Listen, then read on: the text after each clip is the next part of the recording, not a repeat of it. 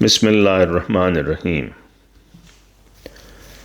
اے چاؤں چاؤں شخص تیری عمر ہو دراز، ڈائری مکرم عابد خان صاحب سے ایک انتخاب۔ حضور انور عید اللہ تعالیٰ بنصر العزیز کے دورہ اسکینڈینیویا مئی سن 2016 سے چند واقعات۔ حصہ چہارم، اطفال کی کلاس۔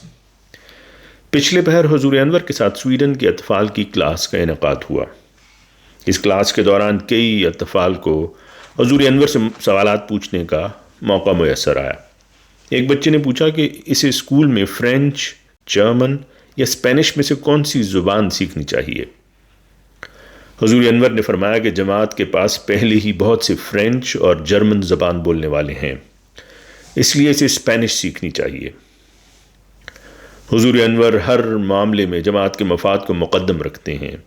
دنیاوی لحاظ سے یورپ میں رہنے والوں کی فرینچ اور جرمن سیکھنے کی حوصلہ افزائی کی جاتی ہے کیونکہ یہ زبانیں تجارت اور سیاست میں اہمیت کی حامل ہیں۔ تاہم خلیفہ وقت کا نقطہ نظر یکسر مختلف ہے۔ آپ کے نقطہ نظر کا محور اسلام کی تعلیمات کو پوری دنیا میں پھیلانا ہے۔ ہاتھ ملانے کے معاملے پر سوال۔ ایک طفل نے حضور انور سے سویڈن میں ہاتھ ملانے کے معاملے کے بارے میں سوال کیا، جس کے جواب میں حضور انور عید اللہ نے چند دن قبل ڈنمارک میں وقوع پذیر ہونے والا ایک واقعہ بیان فرمایا۔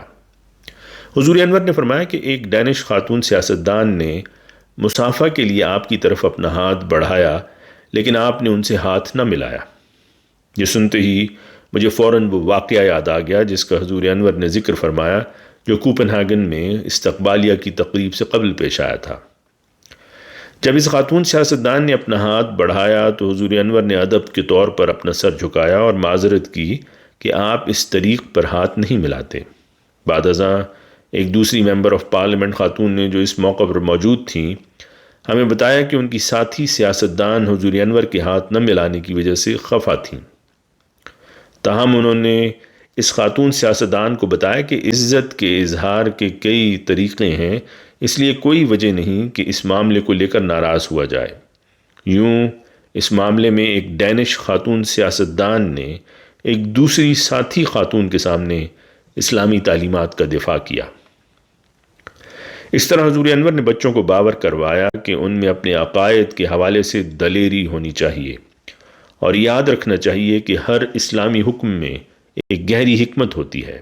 یقیناً ہمیں حضور انور کو کسی بھی قسم کی ناخوشگوار صورتحال میں نہیں ڈالنا چاہیے، اور کوپن ہاگن میں جو واقعہ رونما ہوا اس سے بھی بچا جا سکتا تھا اگر مقامی جماعت پر حکمت انداز میں مہمانوں کو اس حوالے سے قبل از وقت آگاہ کر دیتی۔ تاہم اس موقع پر وہ ایسا کرنا بھول گئے۔ حضور انور کا اسلامی تعلیمات پر پختہ ایمان۔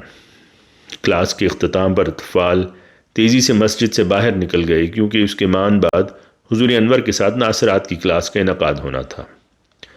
جس دوران اطفال باہر نکل رہے تھے میں حضور انور کے پاس گیا اور آپ کو پانی پیش کیا۔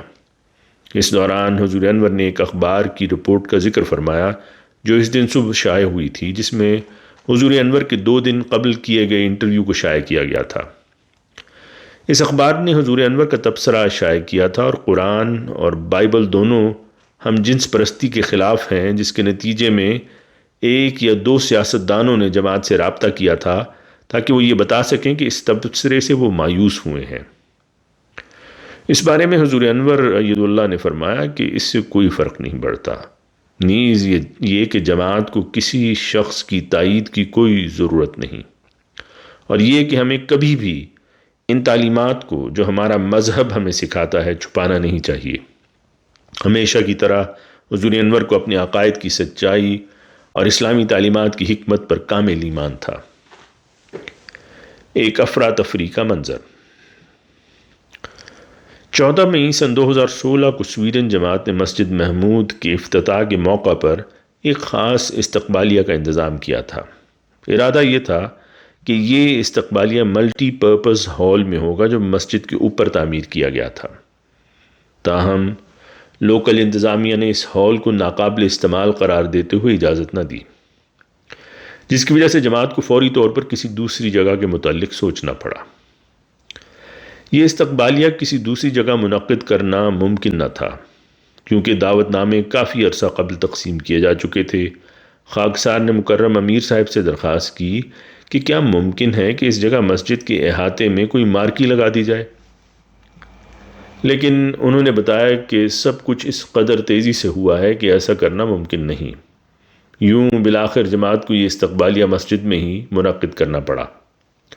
از راہ شفقت حضور انور عید اللہ تعالیٰ بن نصر العزیز نے اس کی اجازت مرحمت فرمائی، اور یوں استقبالیہ کی صبح مقامی احمدیوں نے اس ہال میں تقریب کی تیاری شروع کی۔ دیگر کئی انتظامات کے ساتھ ساتھ سٹیج کی تیاری اور میزوں کو بھی ترتیب سے لگانا تھا، اور ایم ٹی اے نے بھی اپنا سیٹ اپ لگانا تھا۔ یہ استقبالیہ صبح 11 بجے شروع ہونا تھا۔ خاکسار دفتر کے دوسرے سٹاف ممبران کے ہمراہ صبح 10 بجے وہاں پہنچ گیا۔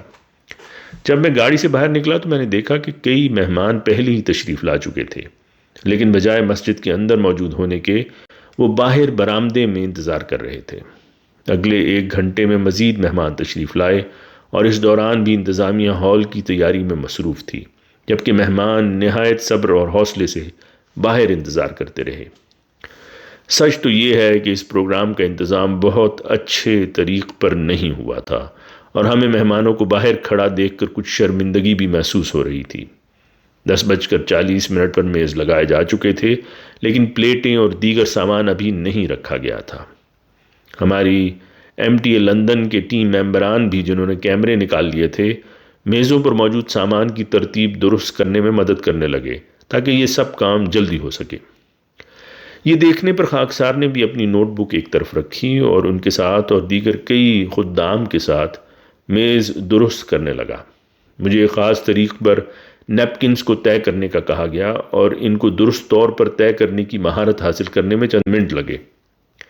تاہم جب مجھے صحیح طور پر پتہ چلا کہ یہ کیسے کرنا ہے تو مجھے بتایا گیا کہ سب نیپکنز کو دوبارہ طے کرنا ہوگا، کیونکہ ان کو پہلے جس طریق پر طے کیا گیا تھا وہ تصویروں میں اچھا نہیں لگ رہا۔ یہ سننے پر ہم میں سے کئی دوستوں کو ناخوشگواری کا احساس ہوا، اور مجھے یاد ہے کہ میں سوچ رہا تھا کہ چند منٹ میں حضور انور تشریف لا رہے ہیں اور مہمان باہر انتظار کر رہے ہیں، اور ہم اس پر وقت ضائع کر رہے ہیں کہ نیپکنز کو کیسے طے کرنا ہے۔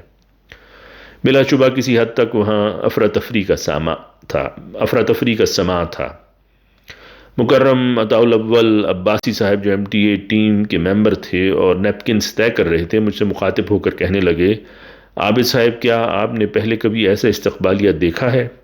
سچ تو یہ تھا کہ میں نے نہیں دیکھا تھا، اور یہ فکر مندی مزید بڑھ گئی جب گھڑی پر 11 بجنے کا وقت بالکل قریب آ گیا۔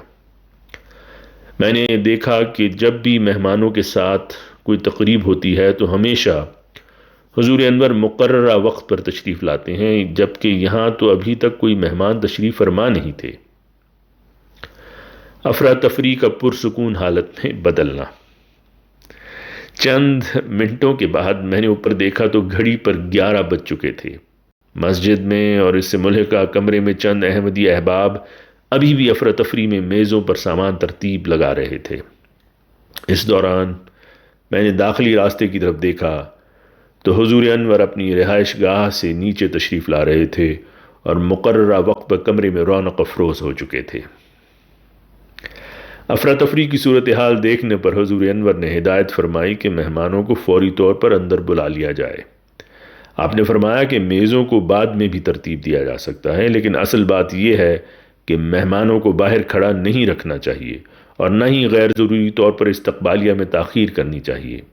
خلافت کی برکات ایسی ہیں کہ حضور انور کے الفاظ سے فوری طور پر ماحول پر ایک مثبت اثر پڑا، اور جہاں مقامی جماعت پہلے افراتفری کی حالت میں تھی، وہاں وہ اب ان میں منظم انداز میں کام کی طرف توجہ پیدا ہوئی، اور انہوں نے مہمانوں کو اندر بلانا شروع کیا، اور چند منٹ میں ہال بھرنے لگا اور ہر کوئی پہلے سے زیادہ پرسکون لگنے لگا۔ حضور انور کے ساتھ چند لمحات۔ یہ جان کر کہ ابھی تقریب کی تیاری میں چند منٹ مزید درکار ہیں، حضور انور اپنے دفتر میں تشریف لے گئے اور خاکسار کو ذرائع شفقت بلا لیا۔ خاکسار کے دفتر میں داخل ہونے پر حضور انور نے مجھے کھڑکی اور پنکھا بند کرنے کا کہتے ہوئے فرمایا کہ مالمو کا موسم ڈنمارک کے مقابلے میں زیادہ ٹھنڈا ہے۔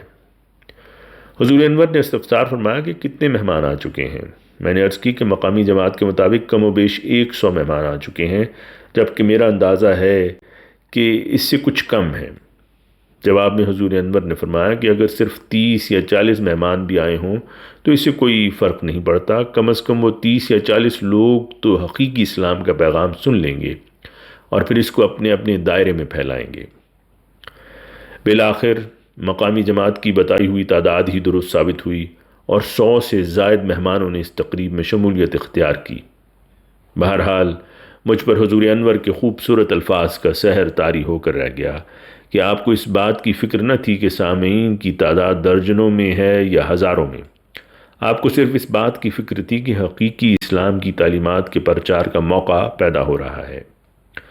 حضور انور نے مسکراتے ہوئے فرمایا کہ عابد، تم ٹشو طے کر رہے تھے اور میز کی ترتیب ٹھیک کر رہے تھے۔ میں نے مثبت انداز میں سر ہلاتے ہوئے عرض کی کہ جی حضور، لیکن میں اس بات پر حیران تھا کہ حضور انور کو اس بات کا علم کیسے ہوا۔